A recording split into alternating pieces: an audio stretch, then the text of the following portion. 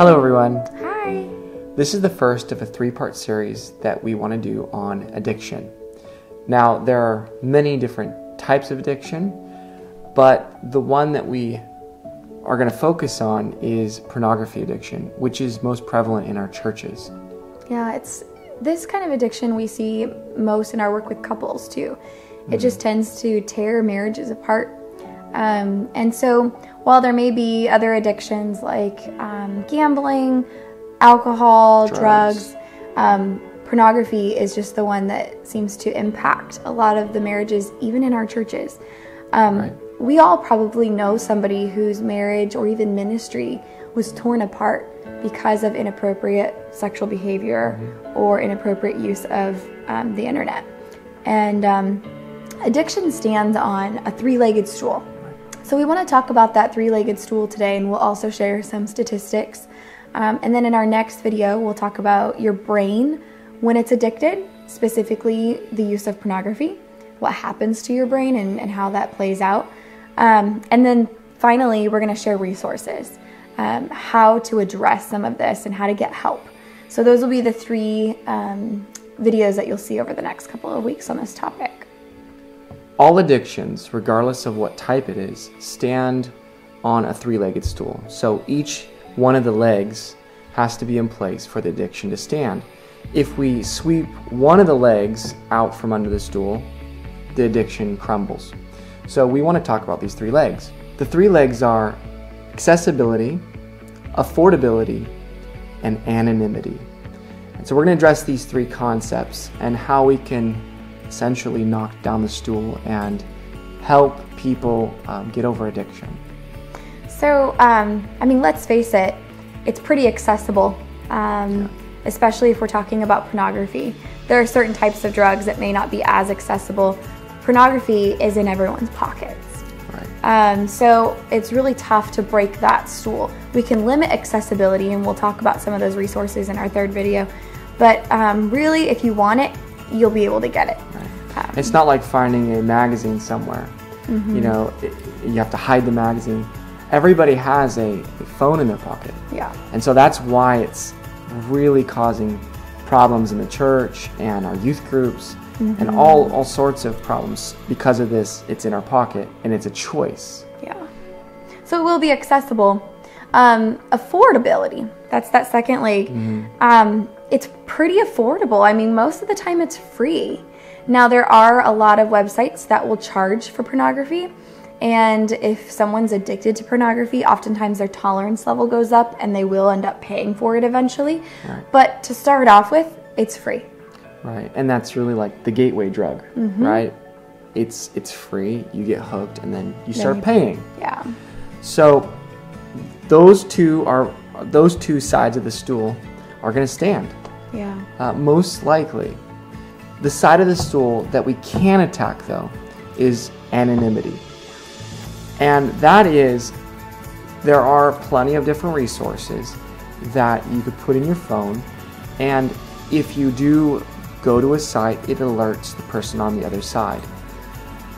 What that does is, if you look at this, sure, you could figure out a way of looking at it, but if you look at this, your best friend knows, or your mentor knows, or your wife, your spouse, and it's not just for wives, right? Your spouse knows. So this is a really important thing. We'll get into exact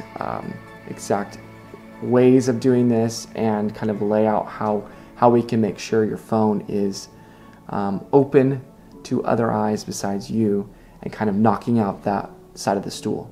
So really what we're addressing when we're talking about kicking that leg of the stool called anonymity, what we're addressing is we want you to be accountable. Accountability is the key to kicking that anonymity leg out from underneath that stool of addiction. So we'll address some resources in our third video. But, you know, Adam mentioned earlier, it's not just the wives that would be the accountability partners. So many times we think that addiction or pornography in particular is just a man's problem. But the statistics are astounding. Right. I remember being in a workshop. I co-taught a workshop with my friend and colleague Brother Jason Carr, and he pastors a church in Texas, and he's a marriage and family therapist. And he was giving some of these statistics, and I was just astounded. It was only a few years ago. I was already a marriage and family therapist, but I was not aware of these statistics, especially in the church circles. So we're going to share some of that with you today. And you might be surprised too. They're shocking. They're shocking for both men and women, especially in the church. So we're going to share that with you, but please keep an open mind to hearing this out so that you can educate yourself and raise awareness, and ultimately so that if this is impacting you or people in your family, you can find healing. So this survey was done in a conservative organization, fairly like ours, and what they found was that 7 out of 10 lay leaders, when they say lay leaders, that means pastors, Sunday school teachers, the people who labor among you. 7 out of 10 actively looked at pornography at least once a week. Yeah. And then when they limited that to just the pastors, so taking the lay leaders out of that, it was still 5 out of 10 full-time pastors. So half. Yeah, that admitted to the exact same thing. So looking at pornography once a week. And so they also found that 65% of all men in the pews actually met diagnostic criteria for a sexual addiction. So looking at the DSM, which is kind of the diagnostic Bible for therapists and psychologists, 65% of men sitting in the pews met that diagnostic criteria for the sexual addiction. So they were actively in an addiction cycle. Yeah. And this isn't shocking, I think, to people like, well, we see a lot of people in the movement with counseling, and we see this to be true. Yeah. We see this stat to play out in our counseling. So I think the statistic that was actually most shocking for us is that when you limit the group to the 18 to 35 category, it was 75% of men and 74% of women who actually were involved in a pornographic addiction. Yeah. That was pretty shocking. That is crazy. 7 out of 10 of your friends and people around you, hopefully not, right? But if the statistic holds up, and we kind of seen that, a lot of people are very addicted and struggling through this. Yeah. And because it's a secret sin and no one wants to really tell everybody, they keep struggling with it and not able to overcome it. A key takeaway to this is, of the pastors that admitted to actively looking at pornography, 75% of them didn't have any accountability. Whether that be on your phone or computer, they didn't have accountability. Yeah. And so, that probably could have been helped. That could have been avoided had they actually used accountability. So another interesting stat that we found is that fundamentalists, so people who believe scripture word for word, like most of us, 91% more likely to look at pornography than non-fundamentalists. Yeah. And so what we're seeing is that perversion operates in two areas, the extremely rigid and the extremely fluid. So the rigid, the people like us that have standards and boundaries on everything.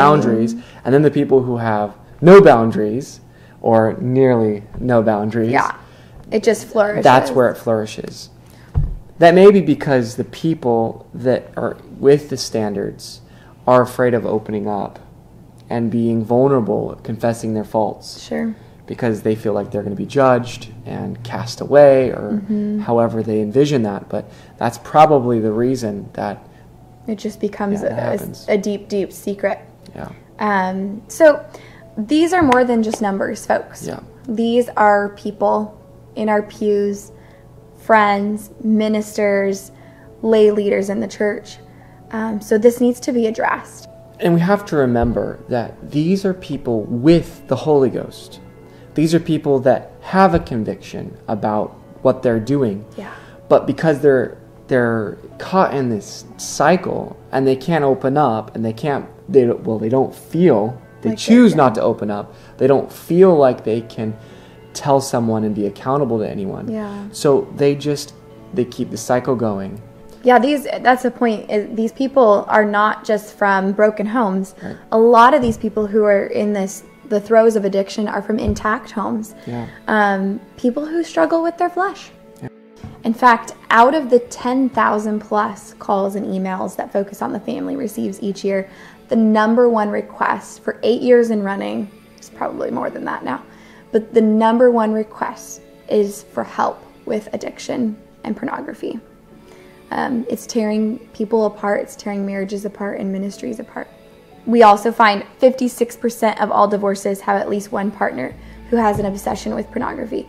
And what's happening is that desensitization is occurring through things like Instagram hashtags. People will click on that and their eyes are exposed to all of these inappropriate photos. And so desensitization occurs. It becomes no longer an issue for them. We're living in a modern day Corinth. Yeah, exactly. We're living in a very fallen world, and people just frankly don't have a conviction about, wearing bikinis to the beach. Exactly. And so that's already warring, and then you get used to that, right? Mm-hmm. And if you allow yourself to be carnal, you can easily fall into temptation. Yeah. When you're on your phone and you're looking at YouTube or Instagram, instead of using it for something good or educational, wholesome, you're bored and by yourself. Yeah. And this is what we need to stay away from with accountability. Yes. And a lot of times, Adam mentioned YouTube and kind of boredom. Curiosity is what triggers a lot of the desensitization process. You could be looking at something completely fine on YouTube, watching a sermon of your pastor preaching on YouTube. You could be watching this video on YouTube. And depending on whatever algorithms YouTube has put in place for you, you'll have related videos on the side, little thumbnails. Well, it could be a picture of a half-naked person in a related video. And so what started innocently... And it doesn't take too many videos to get there. Exactly. If you're just following the chain. Yep. If you're not being wise about what you're putting in your mind and setting before your eyes, you have to really, really be cautious. Yeah. We want to close with this. Proverbs 22:3 says, "A prudent person who is thinking, foresees danger and takes precautions. The simpleton goes blindly on and suffers the consequences." So let's be prudent. Let's be thinking and using the brain that God has given us to take advantage of resources that we have available to us. We'll be sharing in the next video what our brain actually looks like if it's caught in an addiction. And then we'll also be sharing lots of resources in our final video in this series. So stay tuned for all of that. God bless.